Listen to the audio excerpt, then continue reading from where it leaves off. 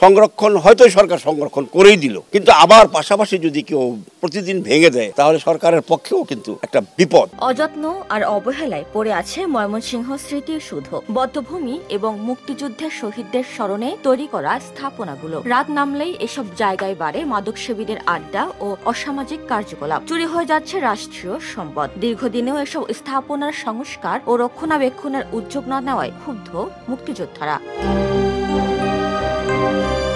ময়মনসিংহ শহরে ব্রহ্মপুত্র নদের তীরে 1999 সালে অর্ধ কোটি টাকা ব্যয়ে নির্মাণ করা হয় স্মৃতিসৌধ। রক্ষণাবেক্ষণের অভাবে স্মৃতিসৌধের বেদিতে পশু পাখির বিষ্ঠার স্তূপ, মলমূত্র ত্যাগের ফলে বাতাসে ছড়াচ্ছে দুর্গন্ধ। চুরি হয়ে গেছে সীমানা প্রাচীরের রড। রাতে আলো ও নিরাপত্তা কর্মী না থাকায় বাড়ছে অপরাধ প্রবণতা। আগে এই মুক্তি স্মৃতিসৌধ আপনার ফুল টুল দেওয়া হয়তো পরিষ্কার আছেন, দীর্ঘ ধরে এখানে পাহারাদার আছেন, পাহারাদাররা ঠিক মতো বেতন দেয় না, দেখে এই স্মৃতিসূত্র আপনার নষ্ট হয়ে গেছে। এই চারিদিক দিয়ে আপনার বেড়া আছেন।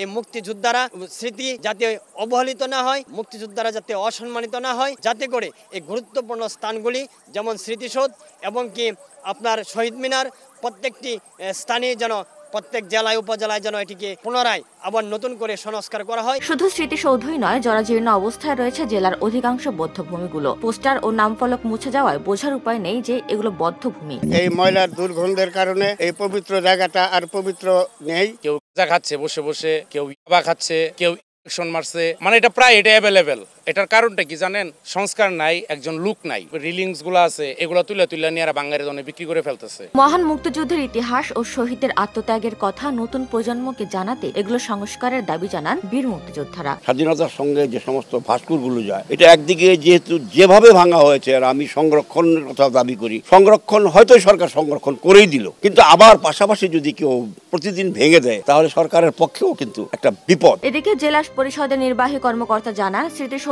সংস্কার ও রক্ষণাবেক্ষণে নেওয়া হচ্ছে বিভিন্ন দপ্তরের সহযোগিতা।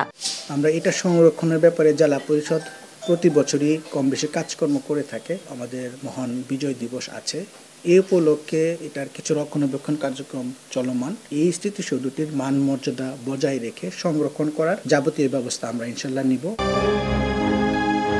উপমা রায়, সোনালী নিউজ।